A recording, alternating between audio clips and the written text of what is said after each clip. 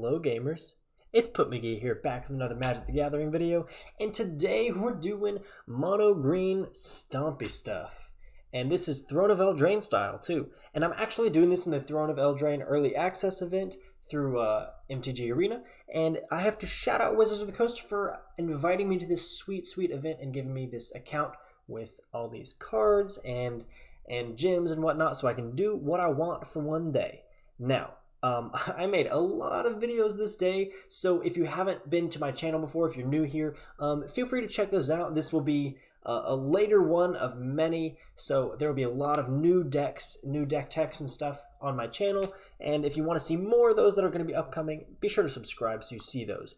Now, let's get into this deck tech, and before I do that, I need to do that. There we go, everybody. There we go. Okay, mono green Stompy. It's an archetype that is always kind of decent, at least sometimes better than others. And we're using some old stuff like Pelt Collector, stuff that's been around a while. It's very good in Stompy. We're using Pelt Collector, Growth Chamber Guardian, and Thrashing Brontodons or reprints. All nice stuff.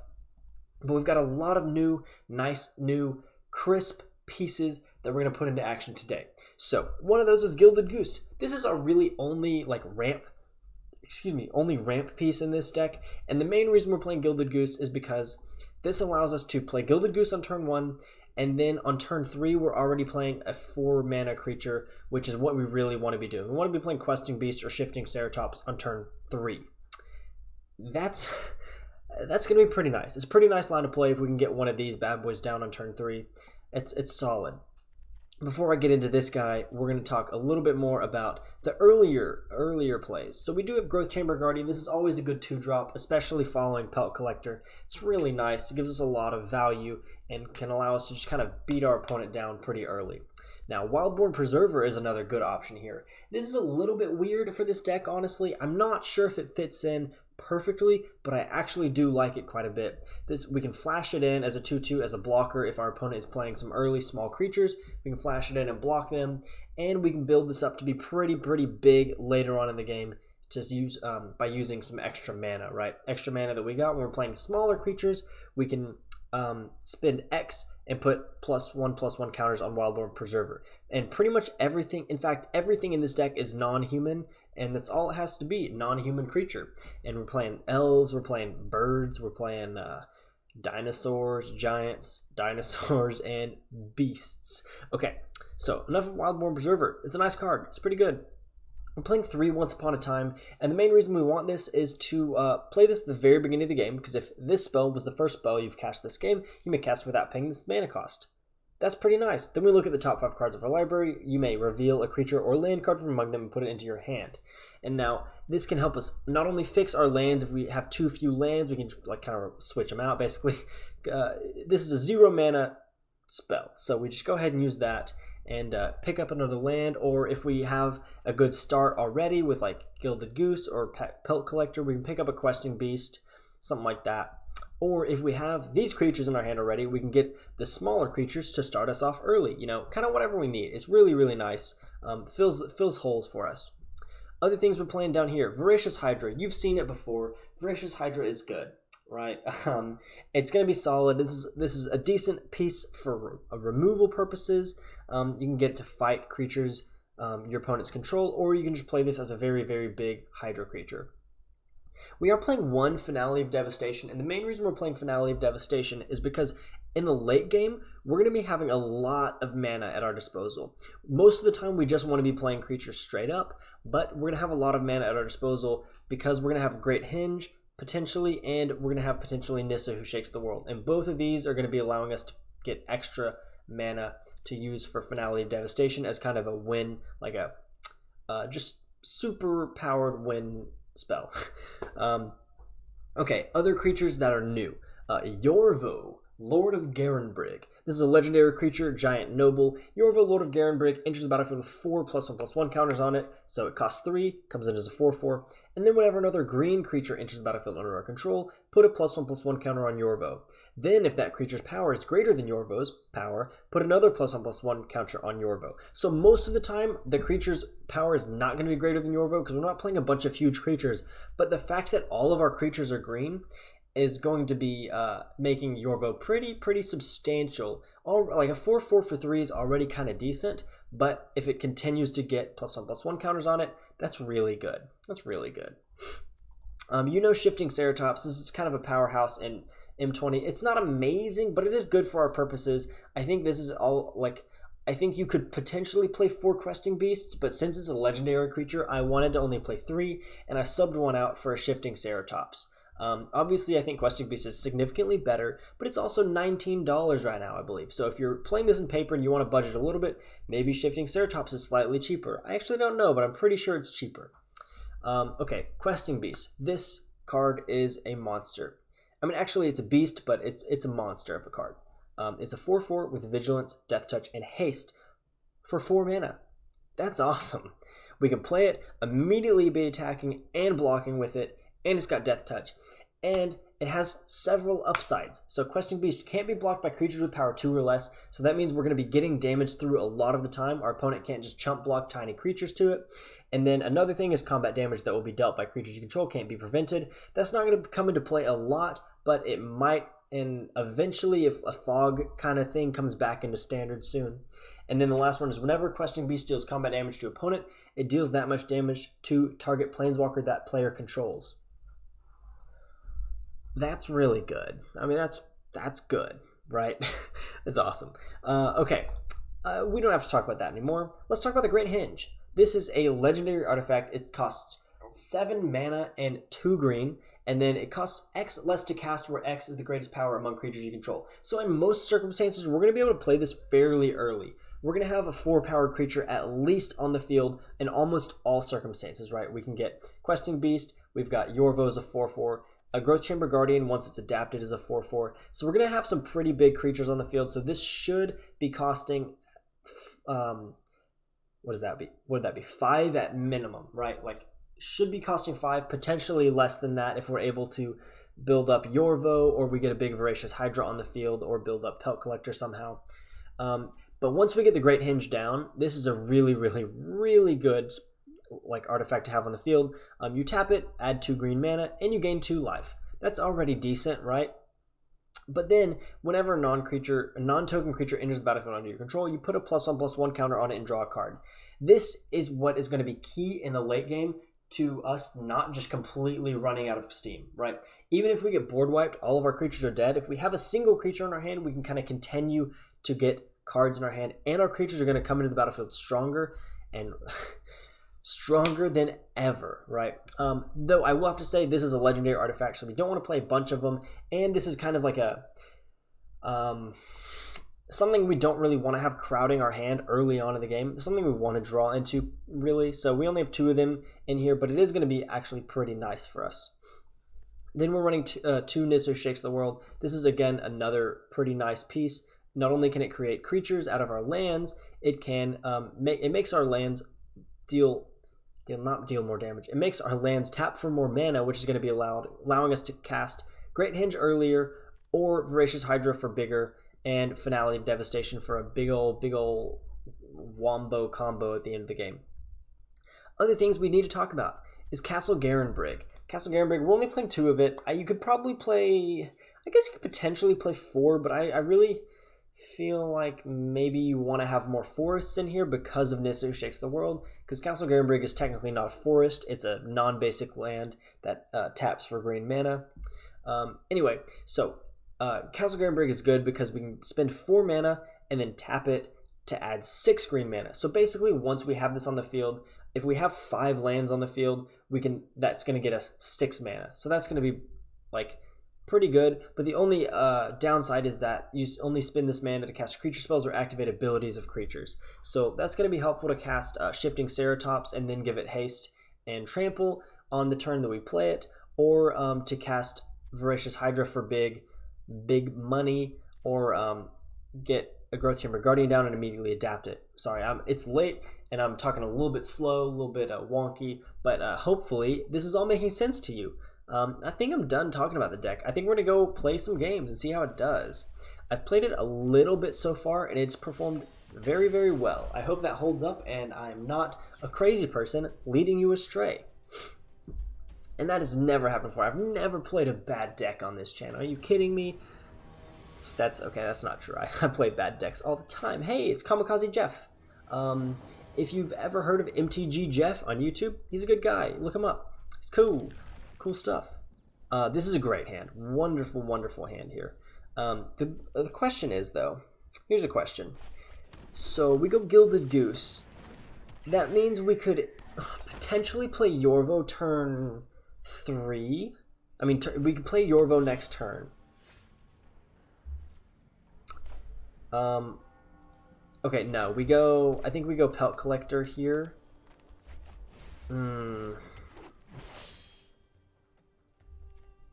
know what? This is what we're going to do. We're going to hold on to Questing Beast for a little bit.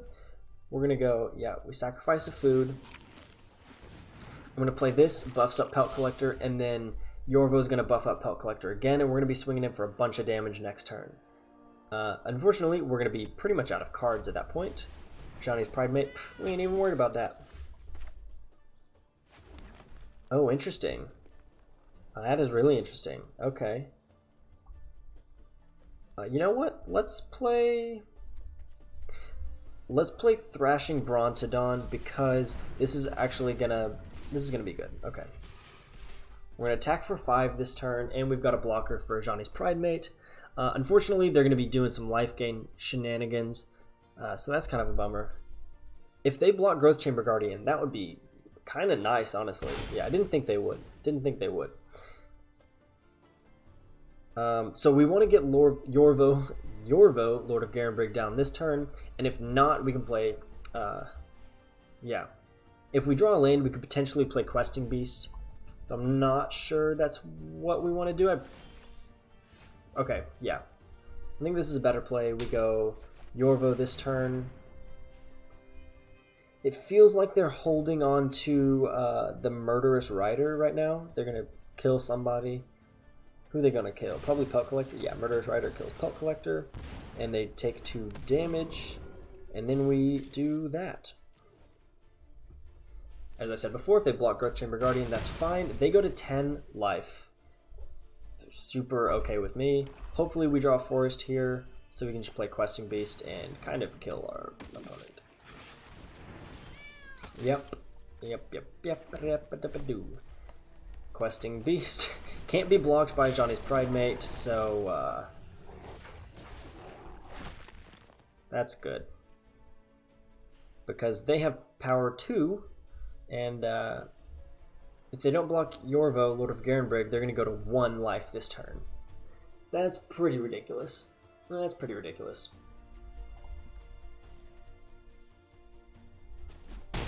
Okay, so they go to 1. I'm assuming they have a way to gain some life, or they've just given up on this game. Sorry, MtG Jeff. As I was saying, MtG Jeff is a YouTuber. If you've seen his videos before, you know he's a pretty cool guy. Okay, this is going to be... Yeah, so they gain life. They gain, what, 3 life? These get buffed up by 1. Okay.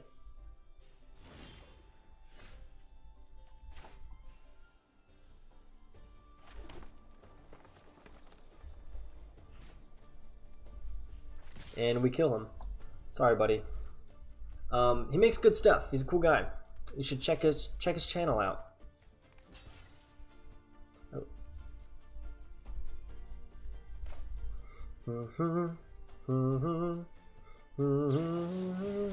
Oh, I shouldn't have done that then.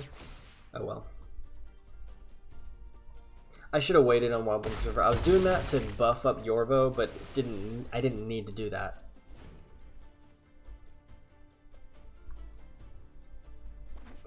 I'm a little bit scared they might have like kind of some kind of a board wipe here. Impassioned Orator. Okay. So then they go... They play Bloodthirsty Aerialist, and then they do...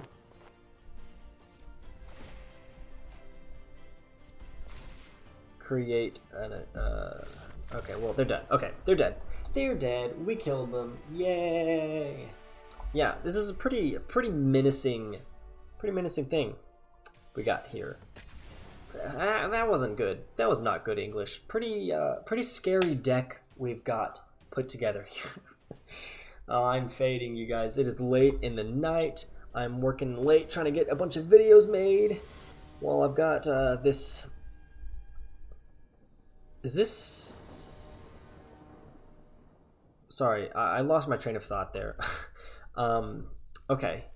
I'm actually gonna... Okay, I'm gonna keep this. I'll go Pelt Collector first. I'm actually gonna hold on to the Golden Goose for now. I don't feel like I need to play it immediately. Oh, hello. I was thinking maybe this is Andrea Mingu.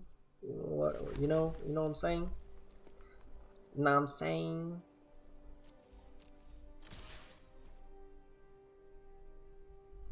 I wonder if he blocks this. Yep, and then we flash in Wildborn Preserver and you die, son. Oopsie. Sorry. There's a pro named Andrea Mingu something, an Italian guy. I don't think that's who that is. Whew. As I was saying, I've been working pretty much all day making videos, and it is taking a toll on my brain. Lots of talking, lots of thinking, processing all these plays. So if you hear me say something that just sounds really, really stupid, that's probably why. I'm not really completely in control of all my faculties. But I'm having a good time. I'm having a jolly old time. Alright, so that was a quick win. Our opponent made the mistake of blocking there. Should not have done that. Deathrite squid. I thought that was squat. Squid. Okay, sure. Our opponent goes first. I got Gilded Goose on turn 1, which means on turn 3, we can play Shifting Ceratops.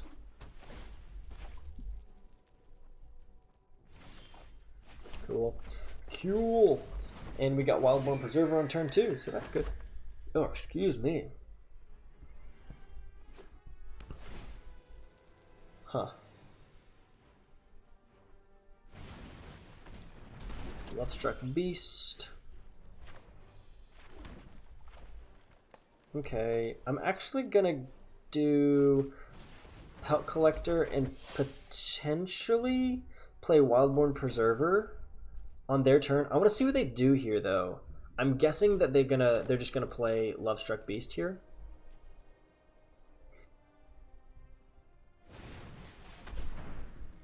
Yeah.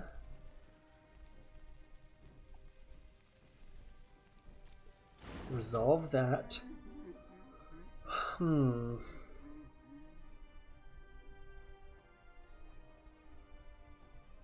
No, I think I don't play Wildborn Preserver right now. Ah, maybe I do, though. Yeah, I'm going to play it on their turn. I'm going to stop waffling about it. I got to do that. Sack you. Yep. So I'm going to buff on my Pelt Collector, and hopefully I can, you know... Hey, Castle Garenbrig, that's fun.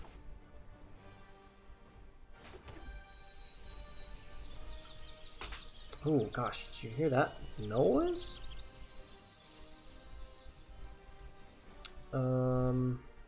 I guess I passed. That's kind of annoying. A Lovestruck Beast is pretty good.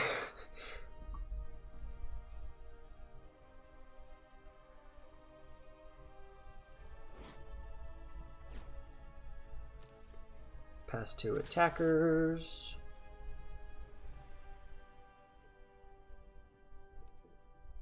I'm gonna no blocks for now. I guess I could have blocked with a Gilded Goose. It doesn't do me a whole lot of good anymore.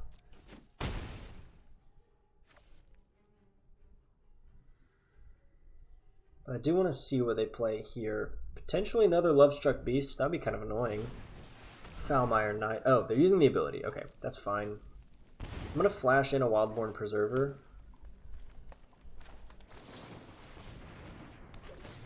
And then, yes, I'm going to take action, go 1x. Excuse me.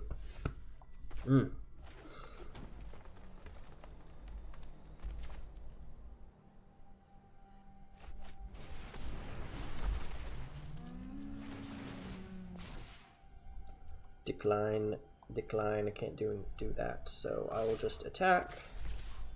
for a decent amount of damage.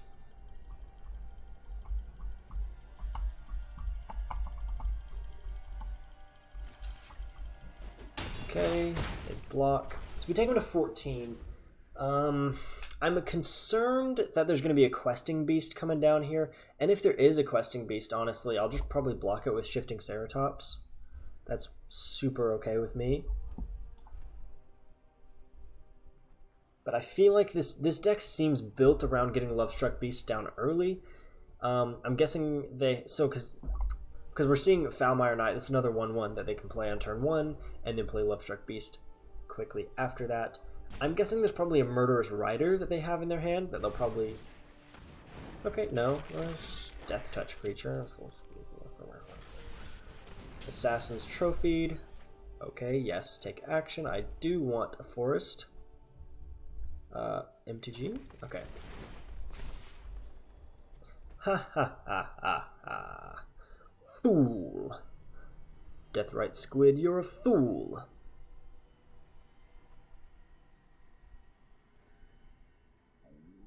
Ooh.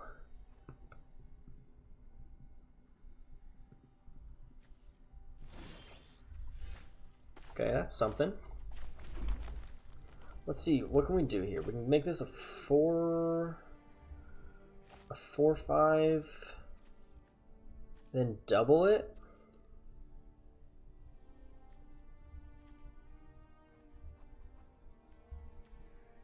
Or we can do this. Yeah, I'm gonna go Pelt Collector and put... Yeah. Which one is that? That is that one. I do want to take that action. I'm gonna put one... Yeah, I'll put... No, one counter on you. I want to keep up 2 mana to make a food token. And then, yeah, we're gonna put 2 counters on you.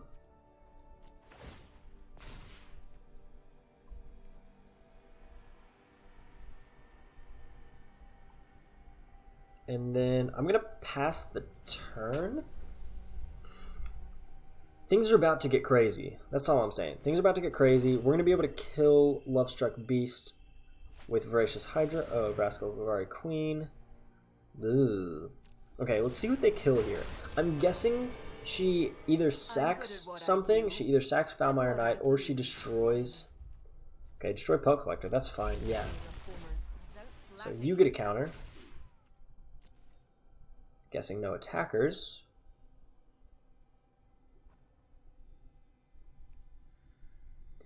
Past end of combat, we will go, yep, create a food token.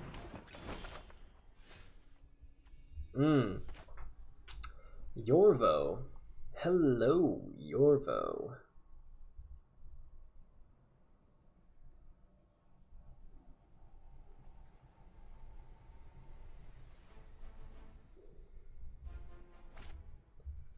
Let's use Lord Garenbrig. Let's use that. And let's do... Yeah, we're not going to play Yorvo yet. We're just going to do this.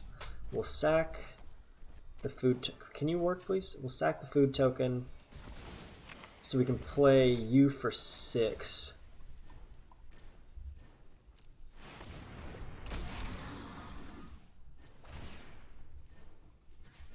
Fights Lovestruck Beast. I'm going to decline those because I don't have any mana.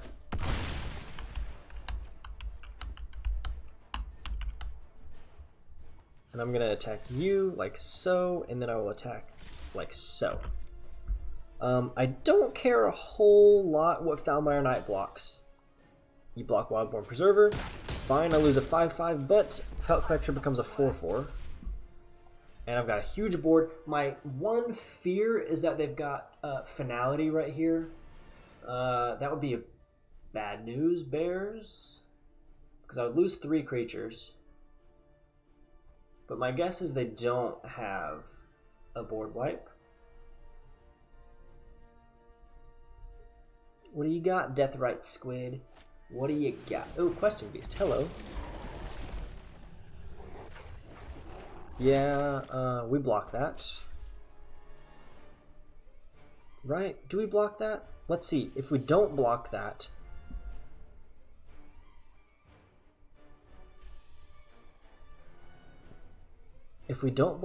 can we win next turn? That'll be 10 plus 6. Yeah, no blocks. We take the damage for now. Oh, snap. Yeah, baby. Okay.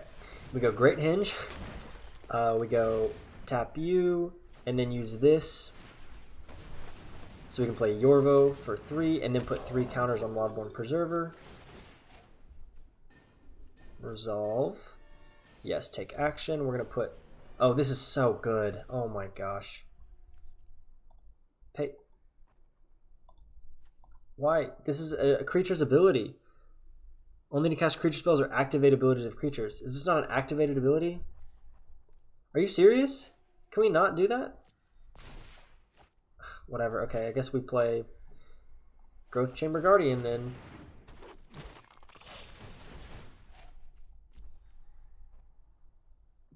Decline. The cool thing is that puts a counter on Growth Chamber Guardian, and I can search my library for Growth Chamber Guardian. Yeah, baby. We want that. Resolve that. Next. Attack, attack, and not attack.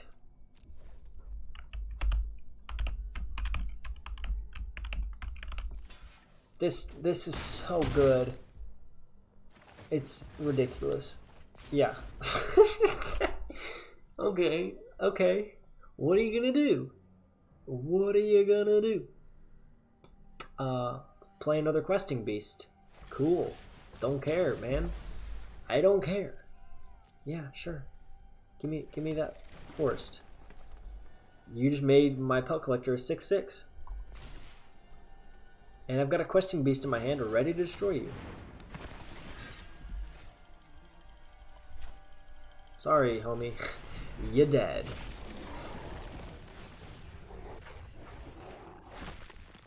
I'm gonna pay 5.